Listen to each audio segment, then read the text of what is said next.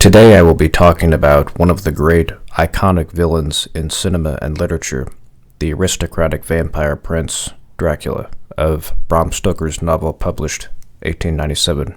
The focus of the presentation is on the archetypal characteristics of the character and his similarities to other such characters. Vlad Tepes is an interesting historical figure whom Stoker based his character on in part, including his boss Sir Henry Irving. Dracula is a complex character, but here we are focusing on Dracula's unholy wrath with God and his admirable but quite dangerous, indomitable will and relentless rebellion. When Lawrence of Arabia is asked who he is, he pauses and seems to be quite distant. It's a complicated question when you ask, "Who are you?" when who someone is, and who is Dracula is indeed a complicated question for a character that's been around for over a century, is based partly on multiple historical figures, has various archetypal characteristics that overlap into multiple categories. So this is a question that I will attempt to answer today. In terms of analytical psychology, I would say he seems to fall into the category of the archetypal rebel. The character himself is ethnically Szekely, the Hungarian immigrants in Romania. He's an aristocrat, so it's a complicated question. He is many things. Today we're dealing with who he is in terms of analytical psychology, and I'm not a psychologist, I'm a philologist, I study literature, but I'm sort of bringing in these models together to look at the character in an interdisciplinary fashion. So most people have seen Dracula in one of his many incarnations, and maybe they've read the book, so I don't need to spend too much time introducing the character than I have already with Sigmund Freud and Carl Jung, giants in the field of psychology, in fact, founders of psychoanalysis and analytical psychology, Carl Jung.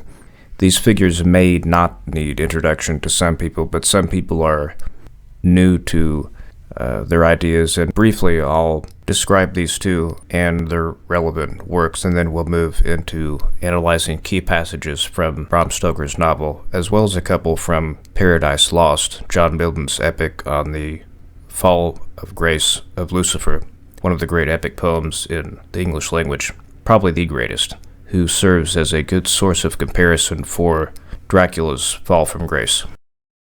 So it is important to be aware how you're interpreting a piece of literature, to be aware of your biases and preconceptions.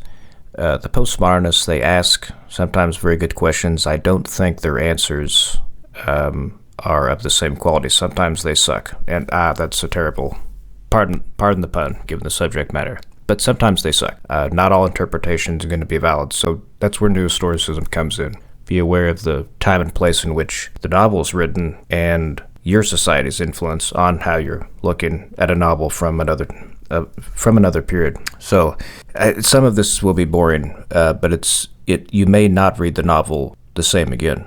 Some of you will. That's okay. So with that said, the last thing I'll say on literary theory, one of the major theories I learned in graduate school was psychoanalysis. So the novel was written when that was being developed, and so that's rare. You don't see that often. Like Homer's Iliad was written about 2,500 years before a lot of the models that were taught were actually developed. So this was developed when it reflects the zeitgeist of the time in which it was written. So when that's dealt with, then we'll read key passages from the novel itself to look at the character of Dracula, and a couple from John Milton's Paradise Lost. The anti-hero, the archetypal rebel, Lucifer, his fall from grace is indeed similar to Dracula's own fall from grace. Their characteristics are similar, so he serves as a source of comparison. Around the time when Dracula was published, there's a number of novels that are starting to reflect the zeitgeist of the time, which was becoming interested in repressed desires and the unconscious and the subconscious, and there's novels like Dracula, but also Dr. Jekyll and Mr. Hyde, which sort of the id-ego dichotomy. They're part of the same your being, but one's unconscious, the other one's your your surface. So yeah, all of this traces to Sigmund Freud, who one of the giants in intellectual history, founder of psychoanalysis. To get to the point, why is he important to the novel? I wouldn't describe the novel as Freudian, but as Brooke Allen in the introduction to my text of Dracula states, she does state it's at least aware of ideas that were beginning to be formulated about the time that the book was published, and Freud was about to publish his work on interpretation of dreams. And so, like Dr. Jekyll and Mr. Hyde, there are these scenes where the characters, both Dracula and the protagonists, seem to reveal latent desires. For example, Dracula has this facade of an elegant, sophisticated nobleman when he's in London, his ego, but his id, his deep-rooted, unconscious desires, his ferocity, his lust, comes forward when he shapeshifts into animals like the wolf and the bat. And it's impossible to talk about Carl Jung without first mentioning Sigmund Freud, who he collaborated with closely. Like most people, I was reintroduced to Carl Jung by Jordan Peterson and his many lectures on the topic on YouTube. Most people are familiar with some of his work, whether they know it or not. The extroversion, introversion spectrum, that's so common, it's like you've used the term even if you've never heard of Carl Jung. Today the focus is on the archetype. Basically, there's archetypes as such and then archetypal images. To put it simply, it's a primordial character, theme, symbol, which you got from Freud, that reoccurs frequently in art, whether that's film, literature, etc., and it stems from the collective unconscious. So individuals we may be, but we are humans, and we share more similarities than differences. The collective unconscious is the deeply rooted psyche of the human being, and these are where these ancient primordial symbols derive from. And so you start, as soon as you become aware of them, then they start showing up all the time. So one archetype is the wise old man, or magician, or sorcerer, who is learned and wise, and maybe has dabbled in forbidden knowledge. So he may take the form of like a wizard or a sorcerer. You see this in the Holy Grail, Merlin, Gandalf from Lord of the Rings. Like, they're kind of ambiguous characters. Sometimes they're dangerous. You don't really want them on your side. Sometimes you do, though. Merlin and Gandalf aid the archetypal warrior, the main protagonist of those myths. Also, Emperor Palpatine from Star Wars is an example of the wise old man, someone who has been corrupted by the forbidden knowledge. But today we'll be focusing on the archetypal rebel. The common characteristics of the rebel are boldness, disobedience to authority, established institutions, and they are iconoclastic. They want to perhaps not just rebel, but to overthrow the established institutions. And so sometimes in instances of tyrannical, oppressive order, you want the rebel. He's kind of dangerous, though. He can go too far. So some literary examples are Captain Ahab from Herman Melville's novel Moby Dick, Lucifer from Paradise Lost, and Wolverine, my favorite comic book character. When I was a kid, remember someone said that comic books will rot my mind. Not if the character is noble and virtuous and honorable, as Wolverine is. Now, Lucifer is not, so it's like these rebel archetypes, they can be protagonists, antagonists, and they can vary across class, gender, etc., race as well, obviously. So I'll return to that later. It's important to not get distracted by what current politics wants you to look at. So looking at the historical examples, Che Guevara, iconic symbol of revolutionaries worldwide. You'll know who it is even if you don't know his name when you see his face on a t-shirt. Julius Caesar, deep irony there. His name becomes the title of the Caesars of the new system, even though he overthrew the one preceding it. Then there's Nat Turner, who led the only armed slave rebellion, if I'm not mistaken, in the American antebellum South. Each one of these figures is a murderer. Each one of them is dangerous, but also each one of them kind of has a point. So Che Guevara, did the capitalist, imperialist Western nations, in some cases, abuse their own citizens and have excesses internationally? Yes. Indeed, they did. The Soviet Union, more excesses against their own people, but their empire not quite as big of a playground as the British and American empires. And Britain and America hadn't been invaded as many times as the Russians. Julius Caesar, likewise, the intransigent ruling classes of ancient Rome who stole public land and then bought up the small farmers and brought in slaves from overseas, and then Nat Turner, who's a slave. Each one of them has a point, but it's naive to assume automatically that the intentions of a rebel, despite the romantic notion of the rebel in film and literature and history, it's naive to assume their intentions are good when they're rebelling against the system. In fact, you can go further, even when they're rebelling against a corrupt system. Like, people are not black and white. They have flaws. Slave rebels are particularly interesting. So I admit I have not seen Birth of Nation. I'm assuming they didn't show the dark side of the rebellion. Just like Spartacus. I mean, I don't know. The sources for Spartacus are not, there's not much to detect from Spartacus, even from biased Roman and Greek sources of a dark side, but it was presumably there. In the film Spartacus, Spartacus and his rival Crassus are portrayed as black and white, evil versus good. Nat Turner, the consequences of his rebellion are, again, it's very interesting. One legacy was it dispelled the myth that the slaves were happy. And they actually argued this, if you can believe it, in the South, that the slaves wanted to be slaves. So that was dispelled. The other consequences were not so good. Oppressive laws against the slaves that remained so were enacted. 60 white people, men, women, and children were murdered. And then slaves who had not participated in the rebellion were also murdered. So lots of people were murdered that were innocent. And when you start murdering children, which is evil, slavery is evil, murdering children is evil, doesn't matter. You have no excuse for that. When you start murdering children, you're going to be put down. It's when there is excessive order, there will be chaos. As you can see with these historical examples, and then with excessive chaos, there will be order. So the archetype is basically just an outline. People are malleable to an extent, not completely. I don't believe in the blank slate, but they're basically an outline. Human beings are malleable. Culture will influence the final form that the archetype takes, and as noted, the intentions and ethics of the rebel vary quite enormously.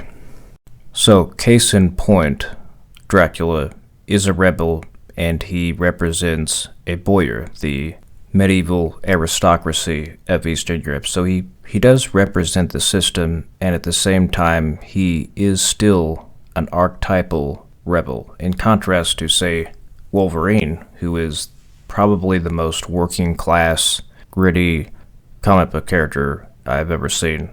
Tough as nails, but definitely not aristocratic. And so, again, just to emphasize this point, archetypes can, they're an outline, and the zeitgeist, the culture, the society will then, the artist, the author, will then flesh out the details as they see fit to suit the story. Another point that these two images show is wrath, which is a sin. Wolverine is an anti-hero, but he is nonetheless a good man. Dracula not.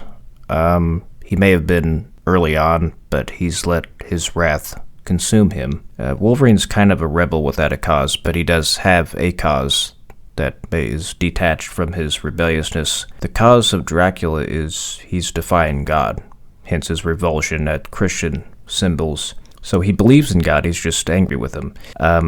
Coppola's film, Dracula, the opening prologue portrays this better. There's better characterization in the film than in the novel. The novel is not quite as focused on the motivations of Dracula as the film. The film, however, and I must say the portrayal of Dracula by Gary Oldman is one of the best of all time. Still, some of the decisions Coppola made I don't think make too much sense. It's quite a coincidence that Mina looks like the wife of the solicitor that's visiting his castle, Jonathan Harker. It's like it doesn't matter anyways, he's going to London regardless. The juxtaposition of this wrathful rebel with ferocity, particularly when he turns into like a werewolf or a bat and he's sucking the blood of innocents, and then juxtapose that to scenes where he's like a lovesick schoolboy. I mean, it just looks kind of silly. It's like there's a more consistent, unless you want to characterize his interest in Mina Harker as lust, but Bram Stoker's Dracula is more consistently characterized. And this image of Christopher Lee here, who his portrayal of Dracula usually has few lines, so he's more like a beast. And I'd like to note how often horror films overlap with the classic mythological story of the hero fighting a monster. It's a basic plot, and that's why I like a lot of horror films. It's a basic hero myth. You know, a hero or band of heroes comes together and they hunt down and fight a monster. And monsters are creatures, they're uncivilized, so the story tends to take place away from civilization. So I like horror films. Those types of basic plots, good scenery, wilderness, myth. Now, I don't mean horror films that include casts of poorly experienced teenage actors who lack acting ability and it's shored up with cheap jump scares. That's not quite what I'm talking about, but Dracula is overlaps considerably with the classic hero myth. So the first passage of Dracula's novel will be looking at his characterization as an aristocrat and another great aristocratic performance, just of how an aristocrat would act, think, and talk, is Marcus Licinius Crassus, the enemy of the slave rebel Spartacus. And yes, it's black and white, just like I'm sure Birth of Nation is, but it's like, still, there's a point here. Okay, so they've left out some details, as I'm sure they did in Birth of Nation, but okay.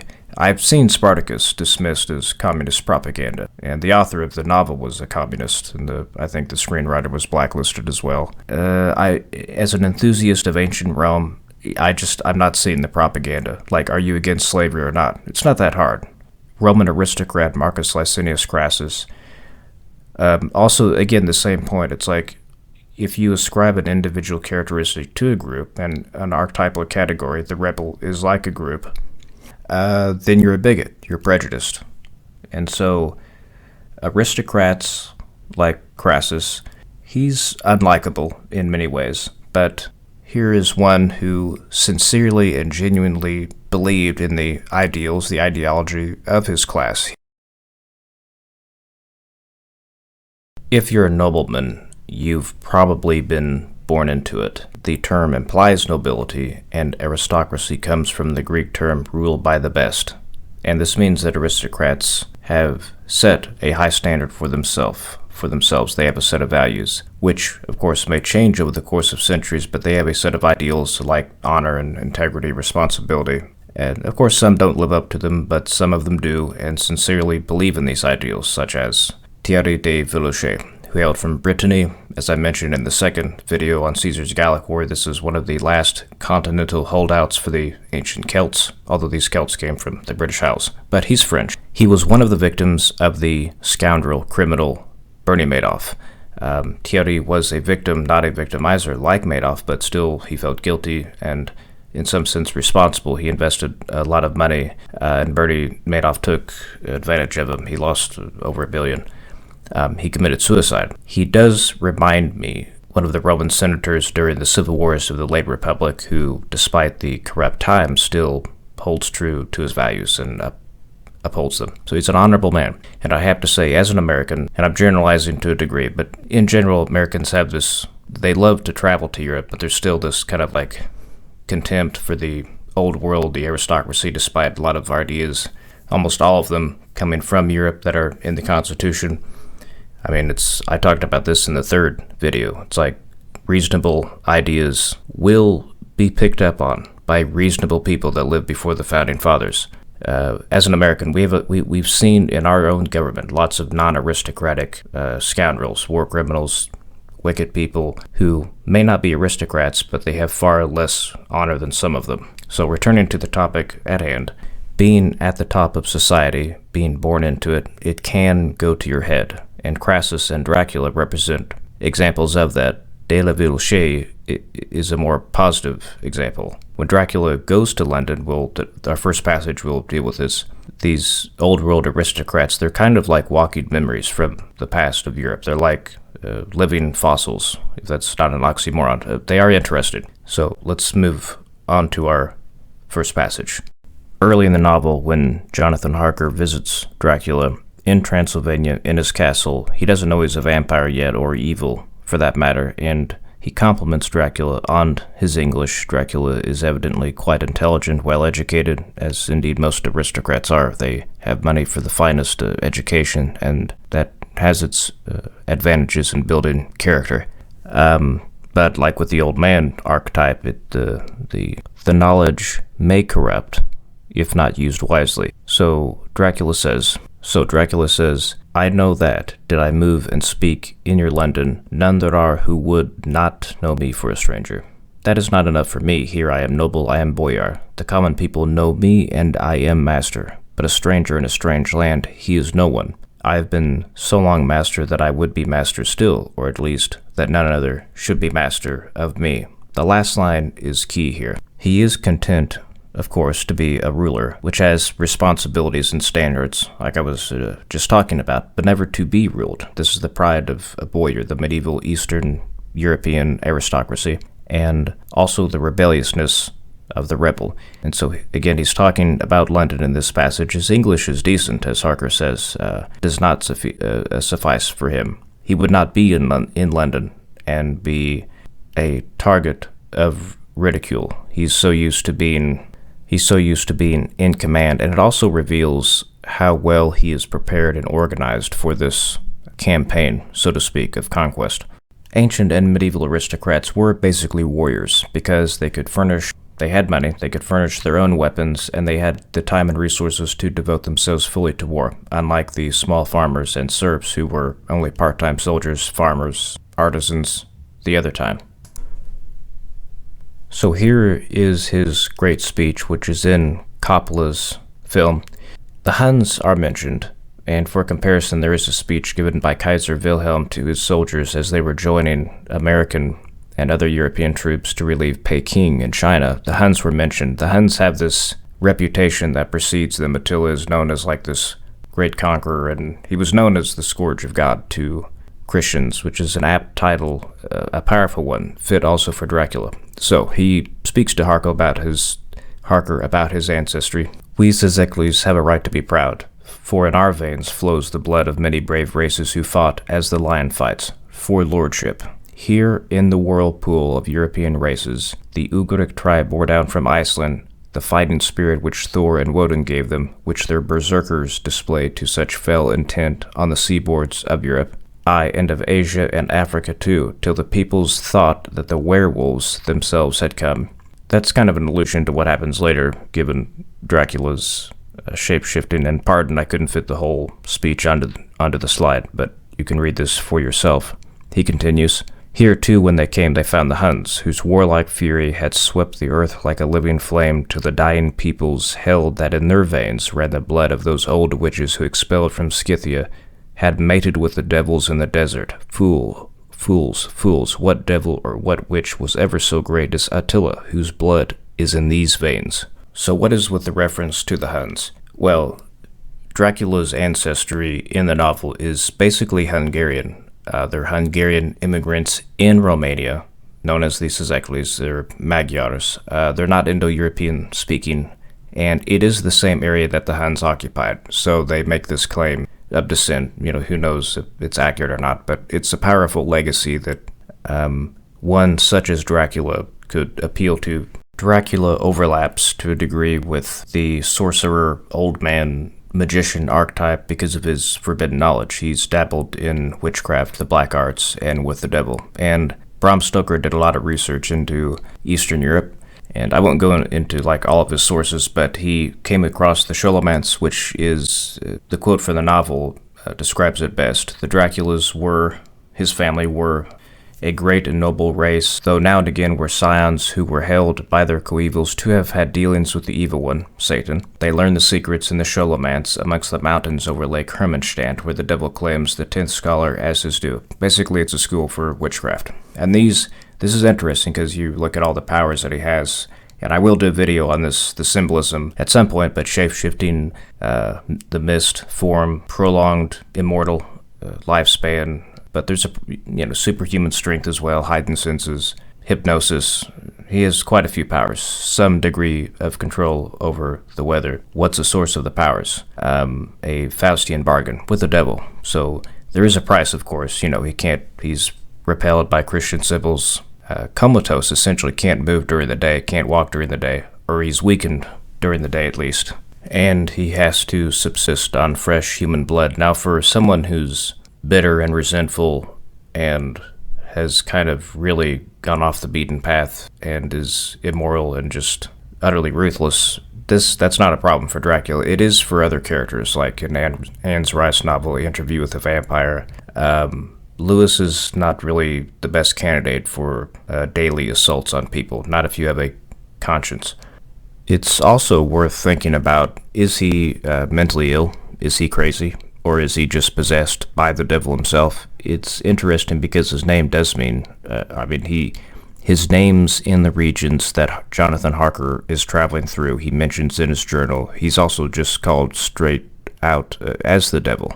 Some of his behavior, some of his characteristics overlap to a degree with victims in films that are possessed. Like if you watch a classic exorcist film, they have strength and forbidden knowledge, prophecy, mastery of different languages, and so forth.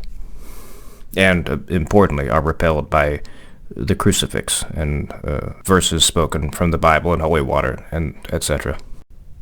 The rebel is admirable in some ways because of his unwillingness to concede defeat. Dracula and Lucifer in Paradise Lost, they're quite resilient. And it's tragic because what if their great minds and abilities were devoted to a just and good cause? So this is when the band of vampire hunters and heroes, Van Helsing, Harker, and the others have come together and they're counterattacking, burning and destroying his coffins in Carfax Abbey. He outflanks them, going into misform, and corners Nina in the hospital. So he says the following to Mina, who, essentially he is raping, and at the very least seducing, using his hypnotic ways on. You would help these men to hunt me and frustrate me in my designs. You now know, and they know in part already, and will know in full before long, what it is to cross my path. They should have kept their energies for use closer to home, whilst they played wits against me who commanded nations and intrigued for them, and fought for them, hundreds of years before they were born. I was countermining them. That's a powerful line, and in the film, here's a clip from the film showing his full transformation and fall from grace. He is one of the greatest villains of all time, but this form in particular is absolutely terrifying. So here it is. So this is my first cameo, I suppose, on the channel, and pardon, I'm kind of like an old man with technology. It takes me a while to figure stuff out, but I will. So, fame at last. That was terrible. Edit that out. Do edit that out. So this is the scene where Dracula has cornered Mina in the hospital and is seducing her. He has outflanked the heroes, and for those just listening, he's transformed himself into a large, bat-like creature. This is what happens when you have cornered evil and you're winning. Their inner ugliness will be revealed at some point, despite how attractive or seductive they are on the surface. So getting back to Sigmund Freud, this is why I talked about it. He has his persona in London of the gallant gentleman. That's the ego or superego. This is his it here, and the shape-shifting by the time of Christian myth and legend is not so. It's not so benign or innocuous anymore, because here his powers come from Satan. But it was, if you've read Ovid's Metamorphoses, it's a common theme in Greek myth. It's not evil per se. And so he's fighting here like a rat in the hole, pardon the analogy, but he does escape via a swarm of rats. And I think that's one of his powers that I left out. He does have command over the meaner things of life, the wolf, the bat, the rat. An iconic villain, a ferocious and clever antagonist who precedes Dracula by a few centuries in literature, is Lucifer himself from John Milne's Paradise Lost, one of the great epic poems in the English language. Here's a couple passages to serve as a source of comparison to Dracula. All is not lost, the unconquerable will and study of revenge, immortal hate, and the courage never to submit or yield, spoken by Lucifer, showing his admirable stoicism in defeat. But again, the cause is evil, so it's like, man, if someone this smart could have just not fallen from grace and devoted his skills to a good cause. And then below, better to reign in hell than serve in heaven. If you sent Lucifer to a psychiatrist, he would say you're probably rationalizing your decision, which cannot be undone. So how does someone cope with it, So in conclusion, who is Dracula? As we've seen, that is a complicated question. He's a vampire, aristocrat, says Eckley in the novel. The Romanians today claim him as a national hero. The historical Vlad Țepeș was Prince of Wallachia, but the castle's in Transylvania. Or is he just a beast, a sorcerer, and or rebel? I would say all of these things to lesser or greater degree. He's a complicated, iconic villain because of this complexity, and he could be many of these things to different people. I would say the meaning of his story is that defiance always has a price, especially so when the cause is, especially when you have a character of maximum ability and intelligence like Dracula, and it's compounded by a cause that is unjust and pursued unjustly.